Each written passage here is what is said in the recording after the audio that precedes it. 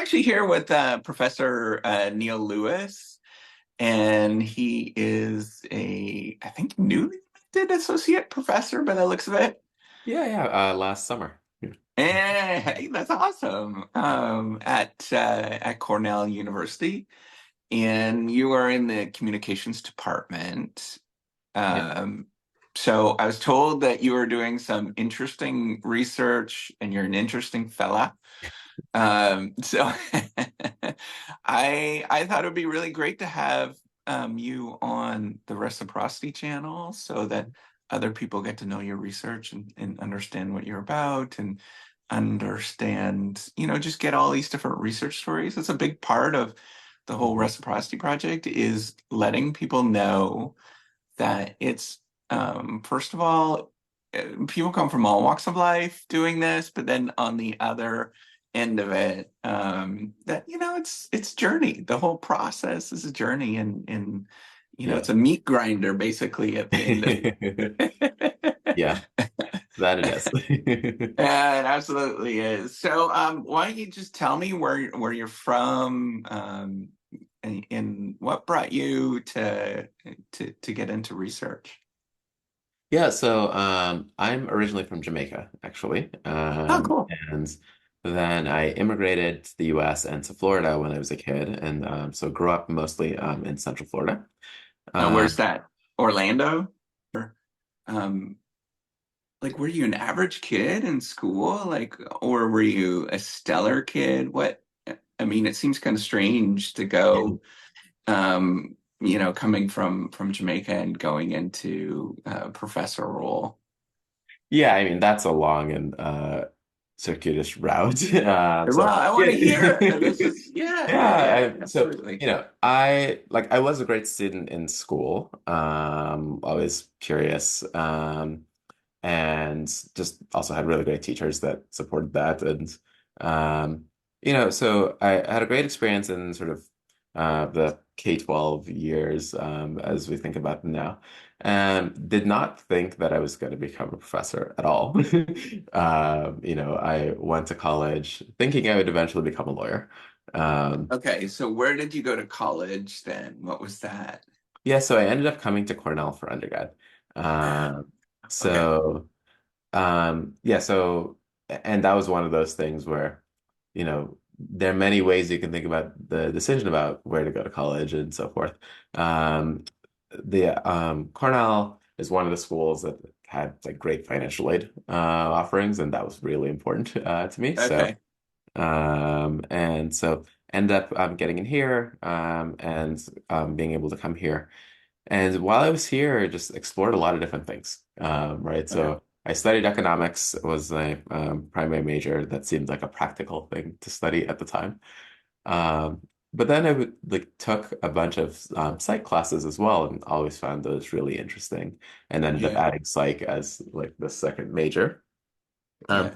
but as I learned about that, I like became more and more curious about how this like work was actually done, right? And I wanted to learn more about not just the studies I was reading, but how did those research studies even come to be? So I ended Yeah. up joining a research lab. So like there are lots of opportunities for undergraduates to get involved in research. So I joined a lab. Was that on Um, the psych side or was that more on the econ side? So interestingly, it was in sociology, but it Okay. was a sociology lab that like really straddled the line between psych and soc. So um, one of the weird things in academic sort of structuring is you can do some of the same things in multiple places, and social psychology is one of those things that you can study in psychology, you can study in sociology, and so I Okay. joined the lab of a social psychologist on the sociology side. So Yeah. yeah. Yeah, absolutely. You could study anything in any discipline, and it's more of a branding thing, Yeah, I yeah. think, Yeah. at the end of the day. I mean, we're all kind of doing the same thing, to be honest, and we're all struggling with Yeah. making sense of the way that I think about it. It's like we've got a qualitative world and we're trying to digitize it, like Yeah. figure out a way to convert it into, ones and zeros. And that's often a very difficult process to do that. Yeah. So, and it becomes like very easy to think about if, you want to quantify love. I always love that analogy because it's kind of what we're doing, right? It's trying to Mm-hmm. quantify something like love, Hmm. and you could look at it from so many different angles. Yeah, yeah. Um, so tell me about like the moment where you decided to go walk into a research lab. Like there must have been something there. Was that like born into you? Was this something that you were like, oh, I'm always going to do the scientific research, or was it just like you stumbled into this lab one day and you're like, I'm really nervous here. Yeah, What's the so it story? was one of the ways that I think about it is it's something I got into by process of elimination.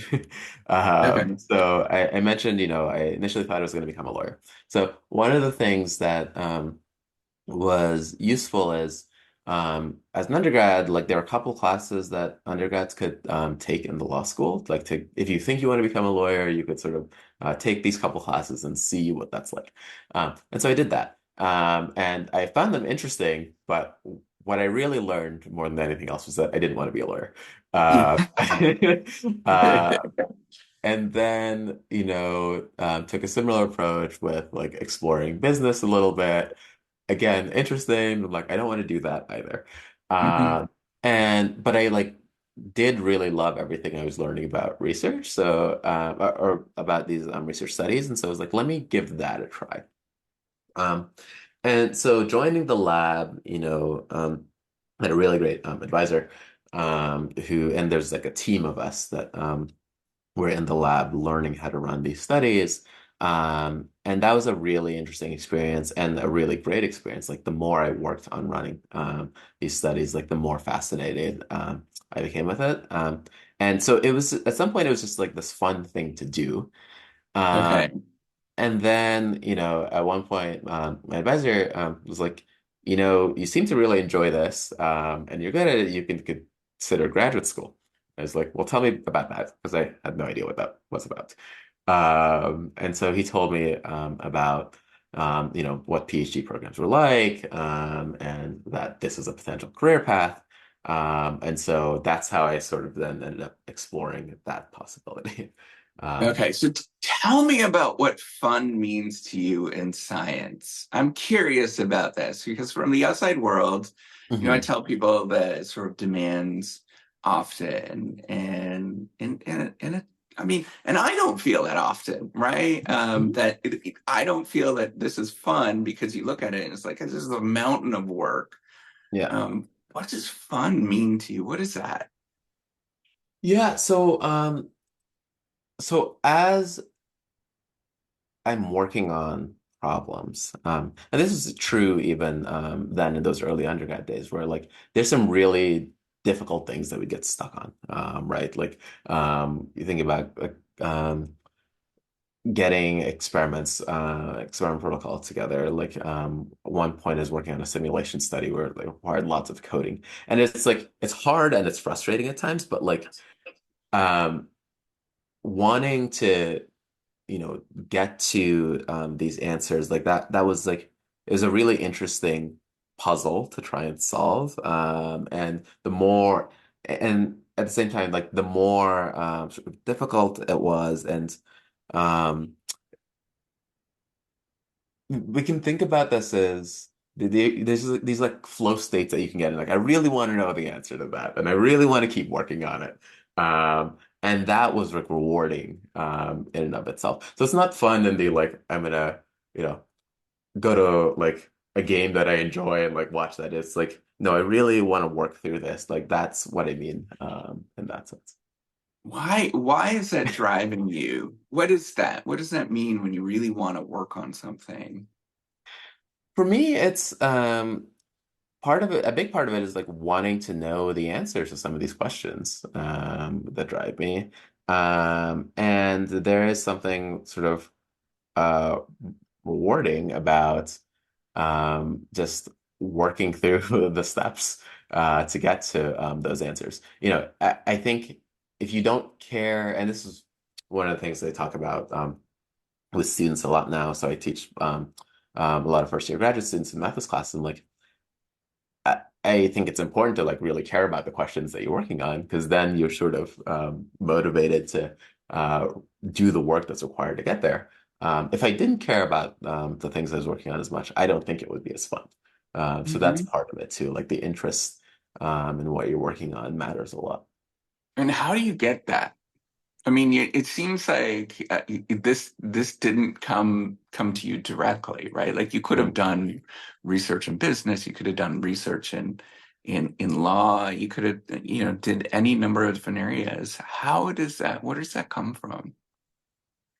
Yeah, so one way, it's interesting to think about these questions and think about them looking back versus moving forward.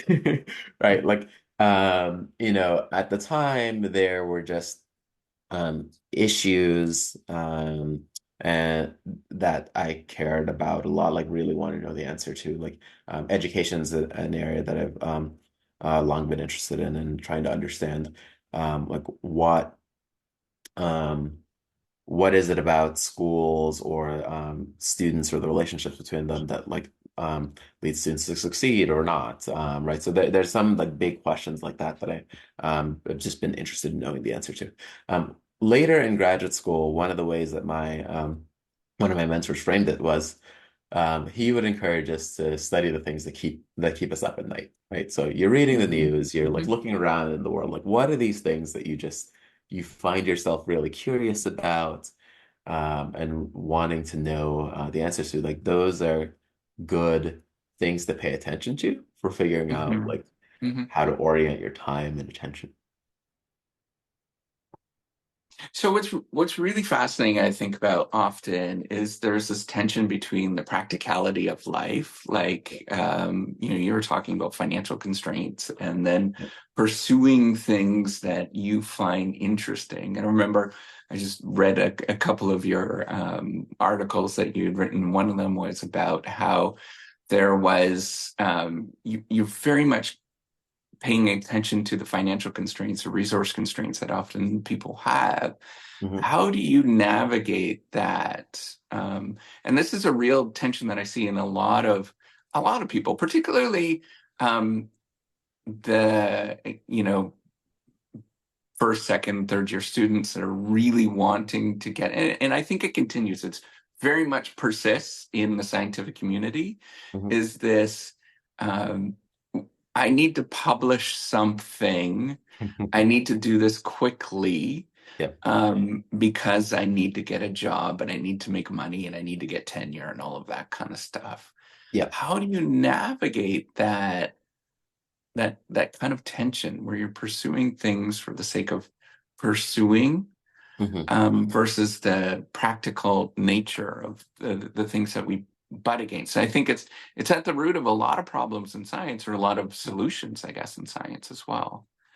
So, Yeah, and for that, this is another area where like I really credit having incredible mentors. That they can help. They were very instrumental in helping me think about essentially different time scales and what might be valuable along the way. And I mentioned that because one of the things that was instrumental throughout my career, and especially graduate school and pre-tenure time, is thinking about two kinds of projects to keep going at the same time. They're projects that you sort of know are safer bets, right? Let's say so. There's there are projects that I know can be done relatively quickly, whether it's you can run a survey online or run an survey experiment online, like those things can be done quickly. And so we've always had sort of a stream of research that explores the kinds of questions that are amenable to those kinds of methods. And that's sort of safer bets. To make sure that something you will learn enough to keep um, being productive at the rates that you need. And then there are these bigger projects that might take a really long time, right? And you can work on those too.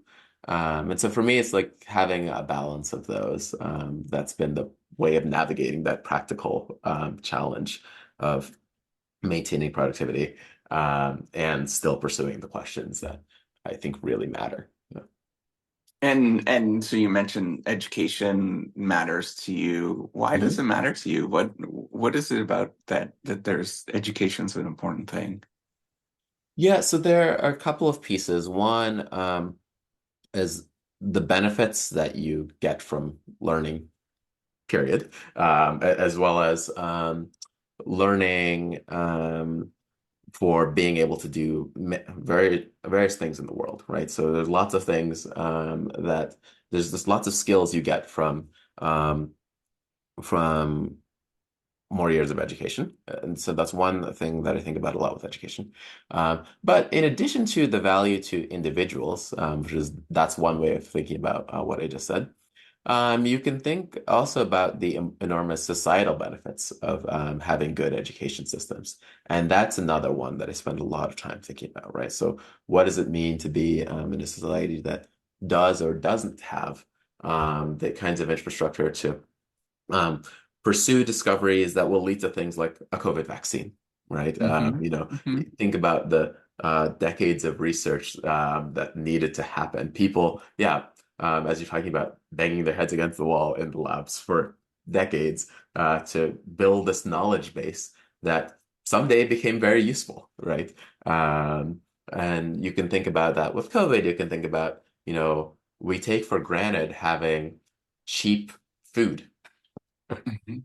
right? That if you live in the United States, you can walk into lots of grocery stores, get lots of food for that took a lot of research in education institutions to build the kind of food system that to make that happen. Right. And so whether you go to college or not, like you're still benefiting from the investments in those educational infrastructures. So there's these individual benefits, there's these collective benefits. That's something I think a lot about and why education is one of these domains that I'm so interested in.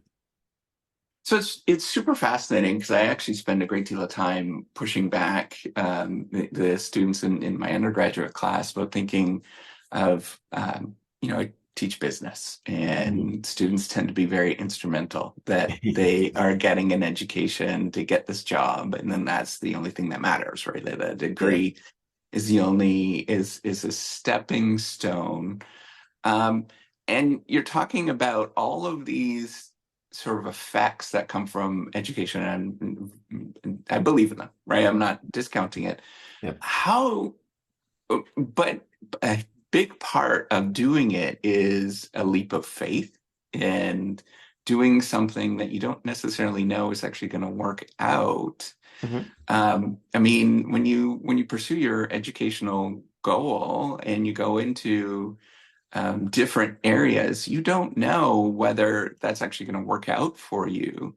How Mhm. do you navigate this tension that we often feel Mhm. where we're going into an area that is highly uncertain? It's not even, we just don't know. Um, how do you deal with that? And what do you tell graduate students of going into an area that is just unresearched or we just haven't got a clue? Um, I mean, I think we should zoom out for a second. There's a lot of things in life that we do that we don't know how it's going to work out, right? That's just a big aspect of life. And so I think that's important to remember in this context, because it's not just science or education, where we don't know if things are going to work out. Lots of life, we don't know how it's going to work out. If you get in your car and drive down the road every day, like there's some probability that you could get an accident, right? That doesn't mean you like just stay at home like in your house forever, right? Like we're always navigating uncertainty in life. And so I think that's one important piece to remember. But the other piece is that um, we don't have to, and I don't think it's like helpful to be so fixated on um, particular outcomes that we then think it's like all success or all failure and there's nothing in between, right? We can learn some interesting things along the way that maybe that leads us to change our path. And I've shared some of that with my stories too. Like when I started my journey, I did not think I was going to end up here. But along the way, I learned things that were helpful for me to then pivot, right? And that has led me to learn new things, to do some interesting things. And so there are many opportunities that come along the way too. And I don't think we should discount that. And so that's part of the challenge with the just purely instrumental focus. Like, I'm only here to get this degree, to get this job. Like, yes, it's useful to have that kind of orientation to like you want to get something out of it, but also be open enough that if you learn something else along the way about yourself, about the world, and it presents other opportunities, you can explore those too. So yeah, I think that's an important lesson. Tell me how you deal with that in science, and let's coming back to research again, Mhm. is that often we do so there's this kind of idealistic way of thinking about science where we read the literature, we come up with hypothesis, we test those hypotheses, and we simply just present those findings, right? Like that is the idealistic way that Mhm. we're often told. Um, but when you get into it, you realize it's awfully messy. Um, that Yeah. there's a ton that's going on. How Yeah. do you deal with it when you learn something that you didn't expect, or you pursued hypothesis and everything was wrong? Mhm. And we have an imperative to publish Mhm. particularly significant results. Mhm. How do you deal with that? What's the story that you tell yourself to Mhm. say that you are going to be okay? Yeah. So this comes back to what I was talking about earlier with trying to understand the answer to something that is important, right? When Mhm. that's the sort of guiding force, then the outcome of a particular study, like it's telling you something and gives you like a direction to go in. So if you have, you go in with some hypothesis about how this is going to work, and let's say it's unsupported, you have to step back and ask, like, well, what's going on here? Like, is it the case that I just misunderstood what's going on? Or did something about the way the study was run is off.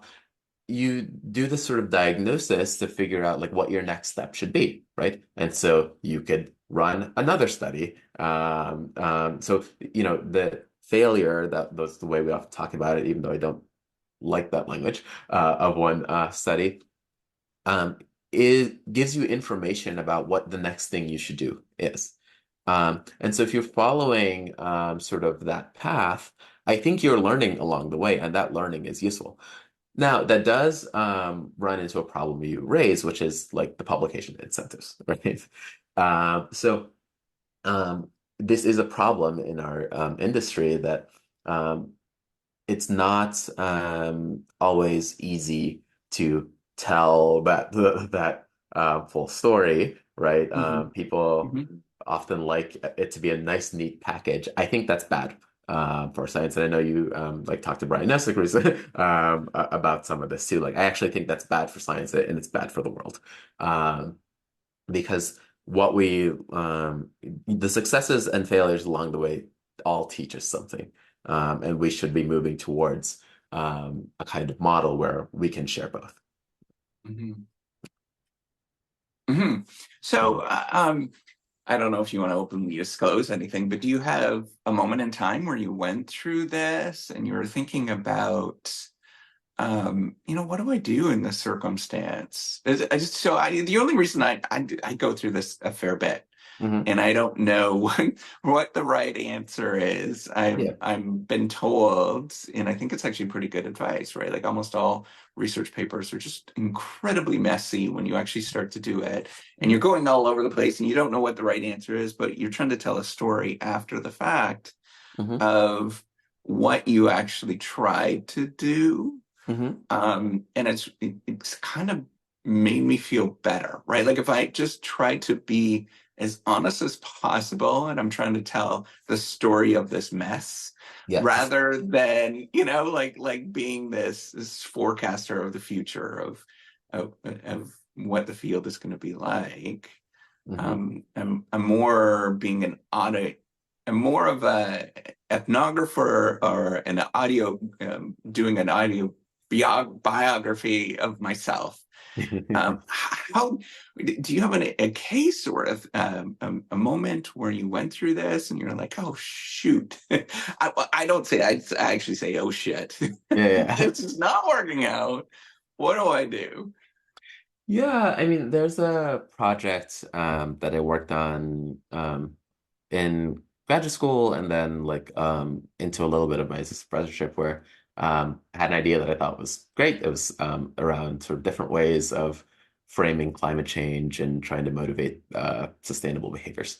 And ran the first study, like worked as expected, and then ran a replication study because wanted to just verify that like this is really a thing before publishing it, and then didn't replicate.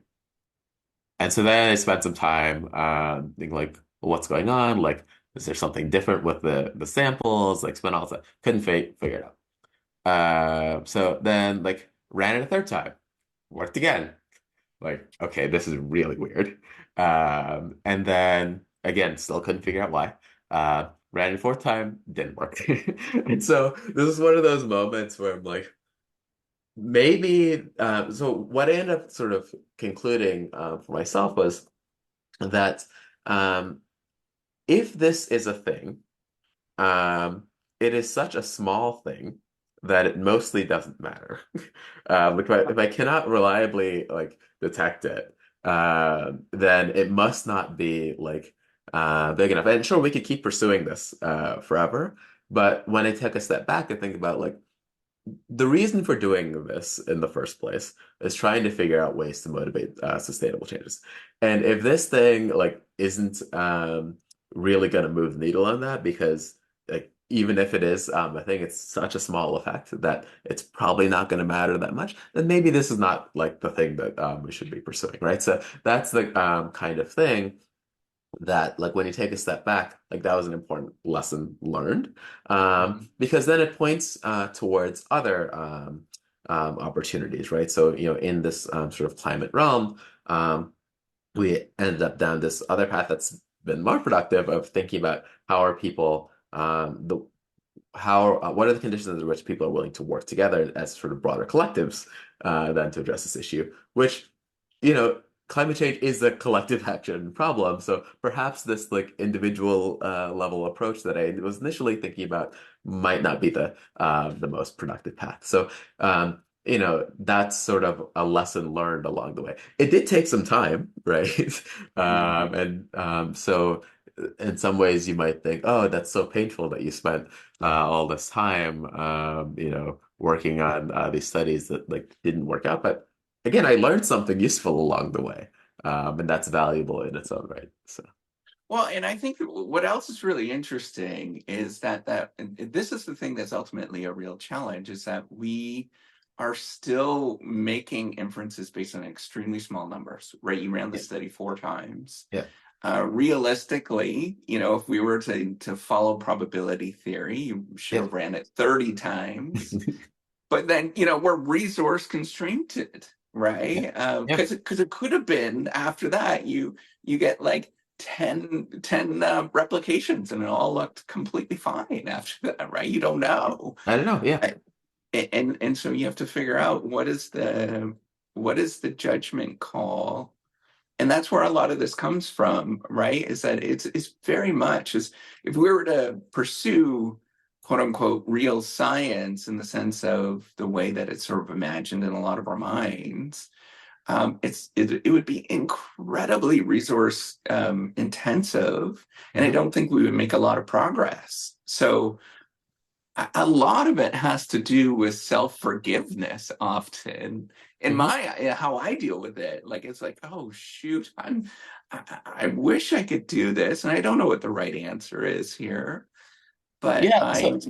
Yeah, go ahead. I'm glad you bring that up because I do think this resourcing issue matters a lot. And I have a close friend who is on the biomedical side of things and now in biotech. And we've had some really interesting conversations about this where I've learned a lot about how research works, like in big biotech companies, then, which has given me new perspective on like what we do in academia, right? So this kind of approach that I'm talking about of, or we're talking about of, testing multiple times in that world, like this is just standard practice that I mean, these are big companies with lots of money. They think they're like these 30 ideas, let's say, that seem promising.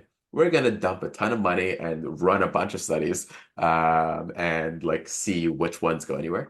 And if one thing like works really well out of that, then that becomes a program and so forth. But there's lots of things that fail. That's Mhm. just the norm, right? And they just accept that. They have a lot of money to be able to accept that. But when we're in sort of our world, um, we have to think a lot more about those resource constraints.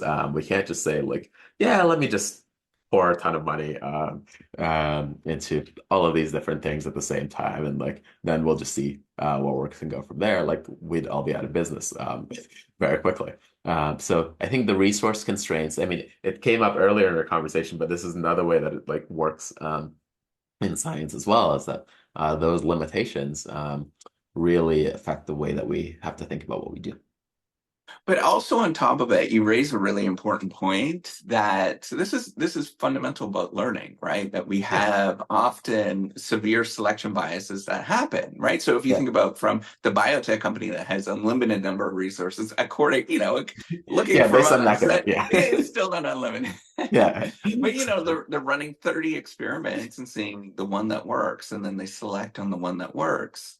Yeah, They didn't replicate the 30 other ones again yeah, and go yeah, through that and pursue that, or 30 yeah, times, right? You'd yeah, have to yeah, do that 900 times, yeah, or 9,000 times. So this is a very real thing that everybody faces in yeah, terms of we just don't quite know, yeah, and we're never certain. yeah, um, I want to tell me about this community building thing because I think it's really interesting. I'm trying to build that with the reciprocity platform. I realized that was so. I'll tell you sort of a elevator pitch. I built this platform. I thought people would use it so basically to help us do research and work easier, right? So I was modeling after it, like the sharing economy kind of applications that you see, like Uber and things like mm, that, where you would get help from other people. It's called reciprocity, right? It's a hmm, generalized reciprocity. So yeah, you get help from other people on your writing and your research, and hmm, then people would just be inspired to help out. Well, it turns out it's really hard to do yeah, this. So the way that I started, so a friend of mine was like, well, why don't you do YouTube videos? And I started doing YouTube videos. And I realized actually a big part of the YouTube videos started out very technical. And mm, but what I've realized is that after many years of doing this now, I've been doing it like 7 years, hmm, is that the community building aspect of it is so important and making sure that people feel like they belong. hmm, And it's often going into, for me, what I've learned is everybody feels like a failure at any given time. hmm, And so, it's going into those areas where you're like, it's a little sensitive, I guess, because hmm, many of us stay up we'll get up at 2 in the morning, and then we will be like thinking like, why is this happening to me? And yeah, then for me, I realized like, hey, if I just like start talking about some of these things hmm, and then walking people through to the end where they just feel positive, hmm, or that this is kind of normal to go through some of these things. hmm, It's just part of life. yeah. um, how do you go about of community building, or what have you learned so far with going in this research direction of tackling these huge problems. Um, so first of all, what is community to you? Hmm. And then what would one do if they were to do this at this moment? If you were me, what Hmm. would you do in terms of getting researchers and other people just interested? Because I think that there is there's an awful lot of people, if you think about this term of citizen science, there's an awful lot of Yeah. people that want to dabble in science and Yeah. contribute, but they don't know how Yeah.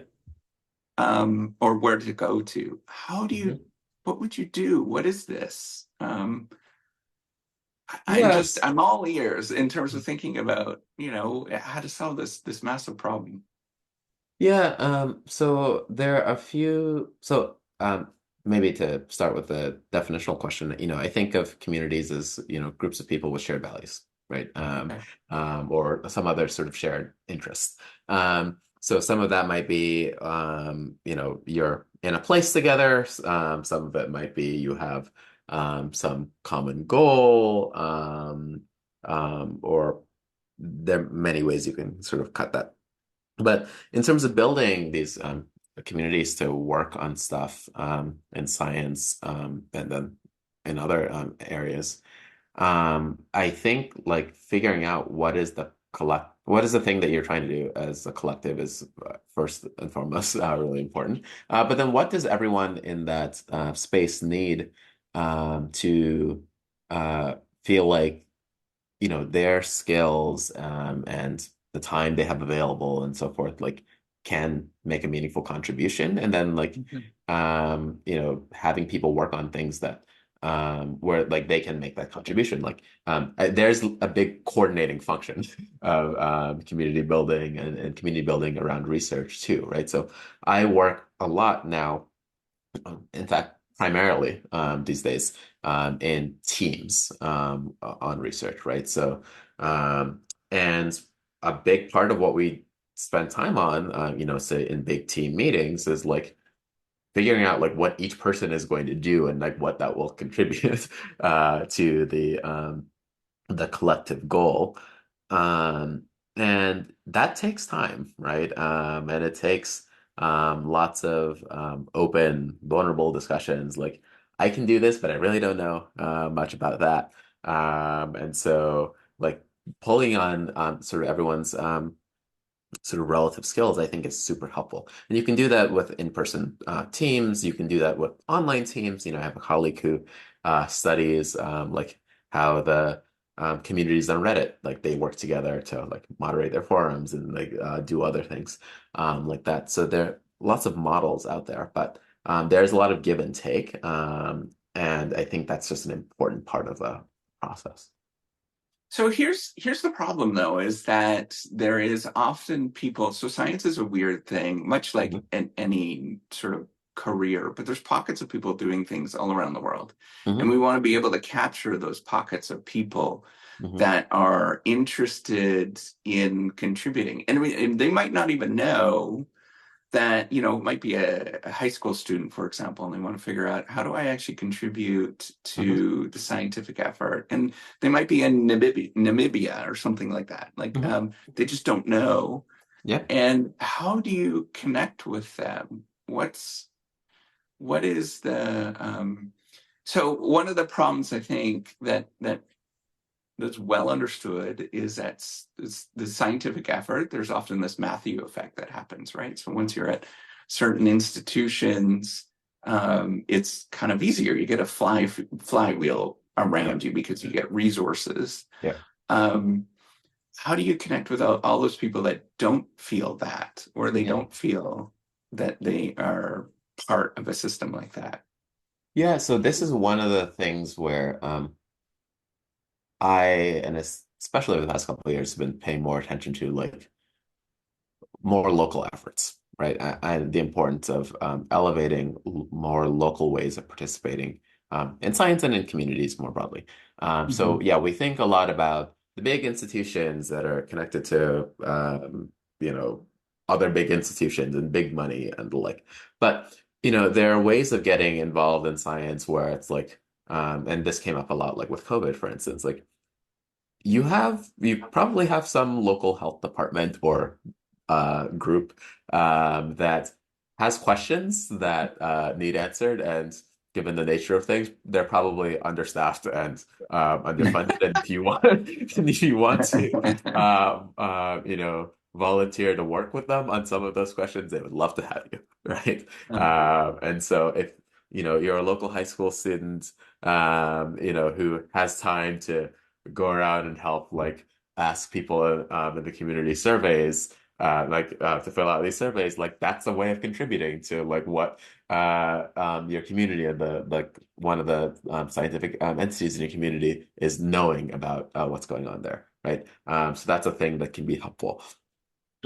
Same thing with if you're going to school, there might be something related to your school environment that having, boots on the ground like can help them learn about, right? So in when I was growing up in Florida, in my high school, like there was like a group of us that was like really interested in a variety of environmental issues. So, there was discussion, I remember at the time about should the school system like invest in getting solar panels because like there's lots of sunshine in Florida.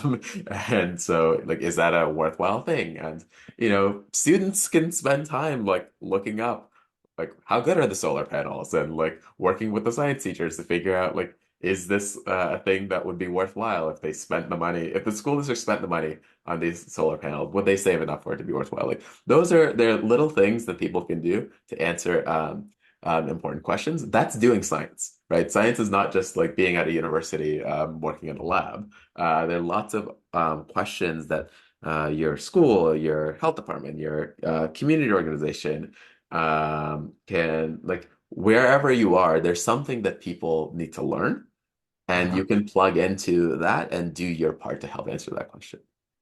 So that's really fascinating, and I kind of agree in a lot of ways. Yeah. One of the things though that I struggle with is, and I've been thinking about this lately, well, actually for a while, is that there almost seems like there's different, and I don't think motivational theories really address this or think about this, and I want love to hear your thoughts.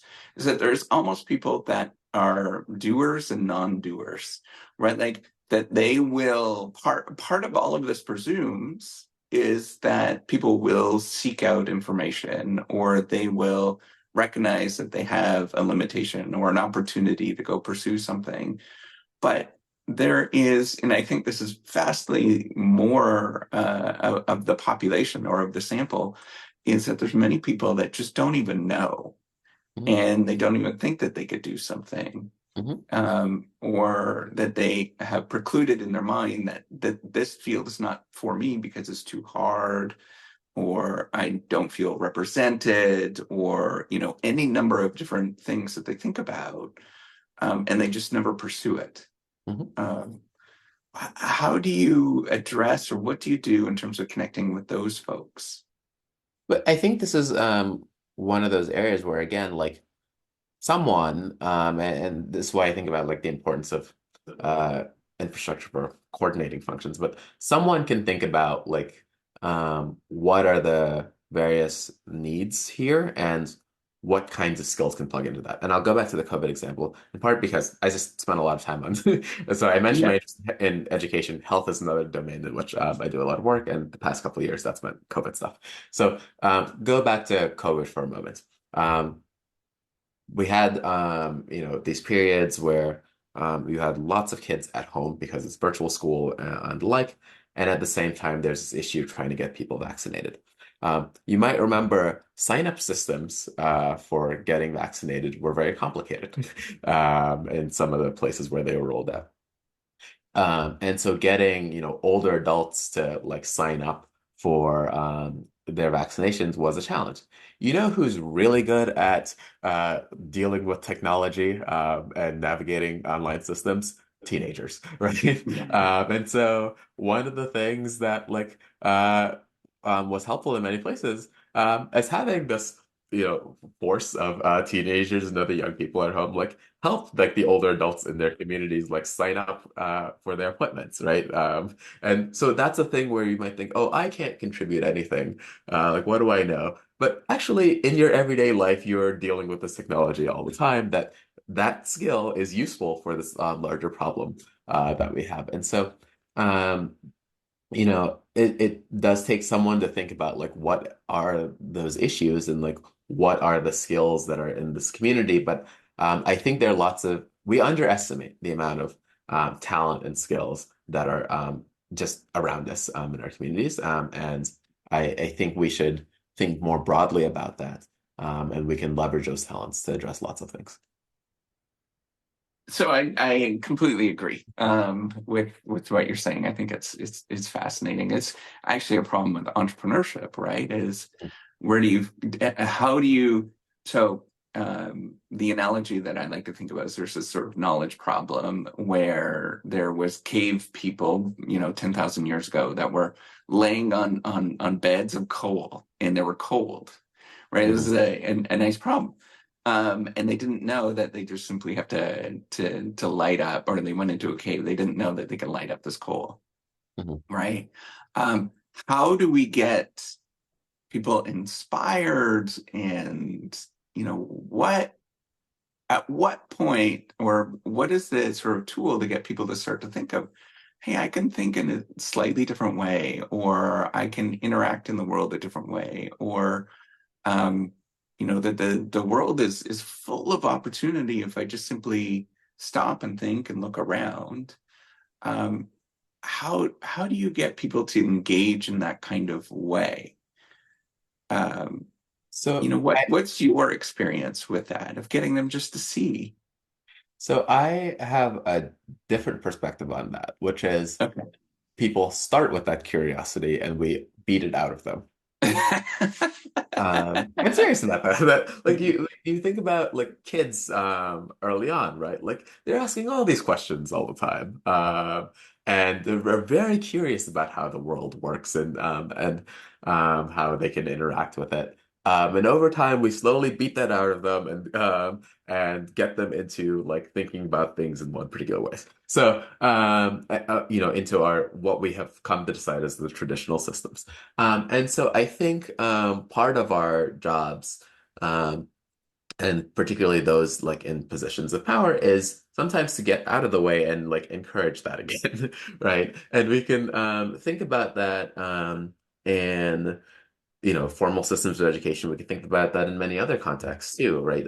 This is part of why I think like if we go back to the context of like science in a university, one of the things that I do and find most helpful for generating like ideas in the lab is starting with like asking students what are they interested in pursuing. Like I know what I'm interested in pursuing, right? But just before I impose anything upon them, I want to know like what are you, and we do these annual reflection exercises to sort of continuously elicit these things.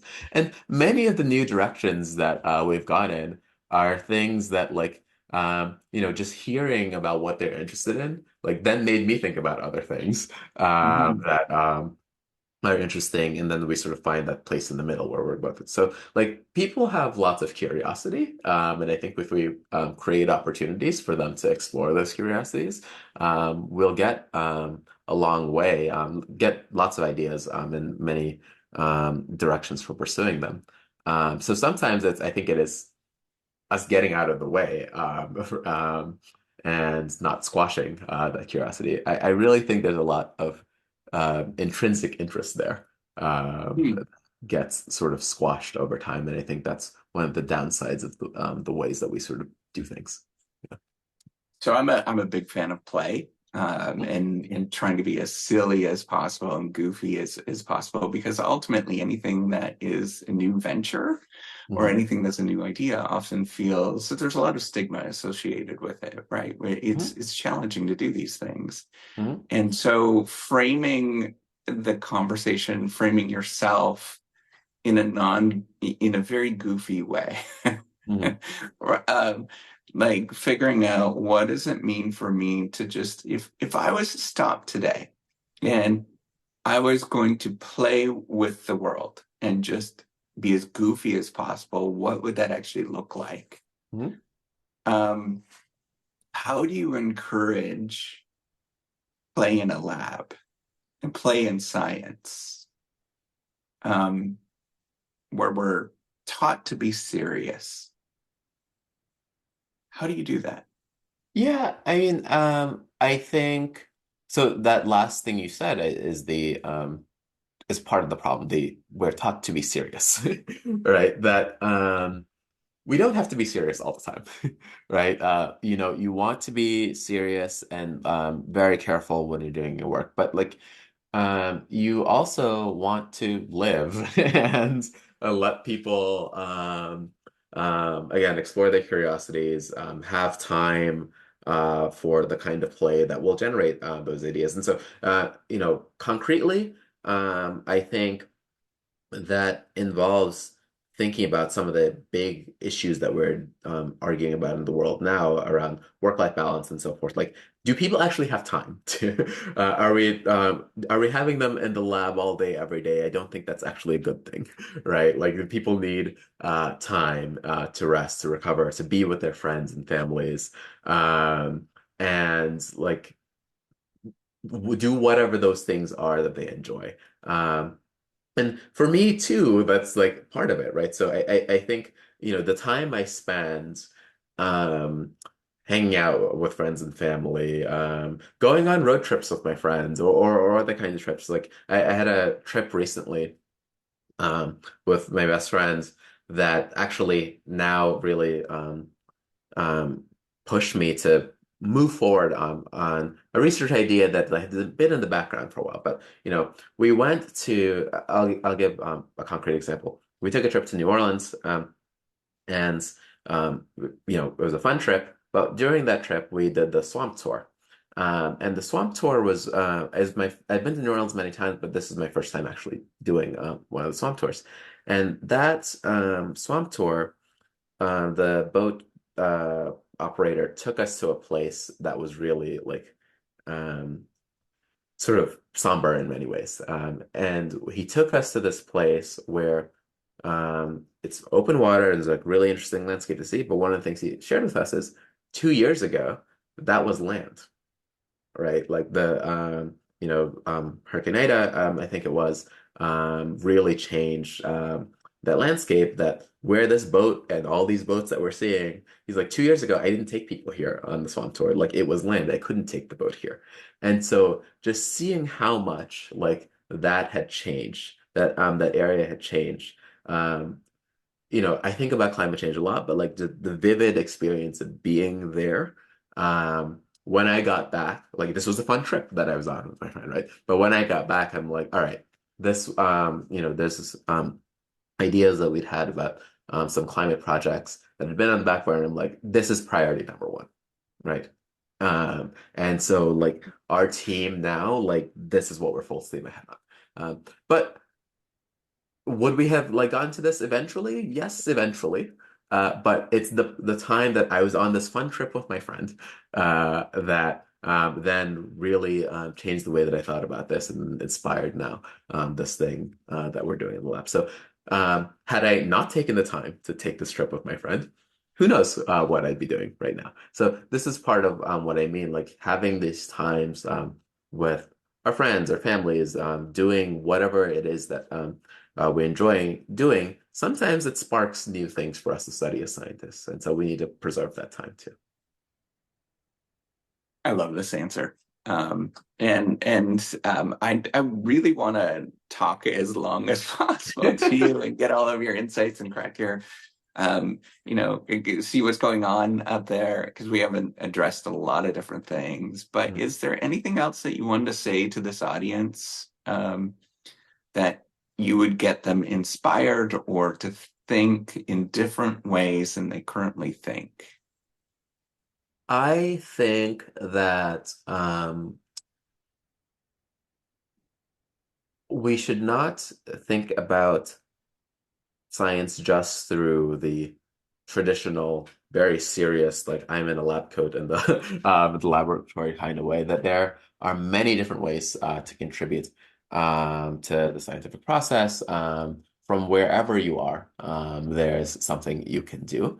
And so think about like what are you interested in and look around in your and in your community. Like, is it there's something at the health department? Is something at the school board? Like, is there just something, you and your neighbors have been curious about what's going on in your community? Like, there find ways that you can contribute.